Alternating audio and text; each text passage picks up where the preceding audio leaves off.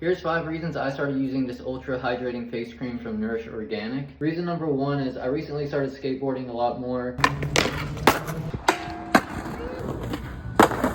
And here in Florida, the sun can be pretty intense, and I don't want my skin to take a hit. So after a skate session, I'll definitely use a hydrating cream to make sure that my skin can hydrate and repair from the sun. And reason number 2 is they're all about clean and organic ingredients, which you guys know I'm all about. They don't use any of the parabens, phthalates, artificial fragrances, all of those weird chemicals that can lead to health issues. They avoid them in their products. Reason number 3 is it uses pomegranate seed oil, which is really rich in antioxidants and can help protect against environmental damage. And reason number 4 is it also uses acai fruit oil, which you guys know me, I love acai, so why not have it in my products as well? It helps with texture, tone, and also protecting from environmental damage. And last but definitely not least, number 5 is it uses Moroccan argan oil, which is really great for hydration, but it also helps rejuvenate fatty acids. If you try it or you already use it, let me know in the comments.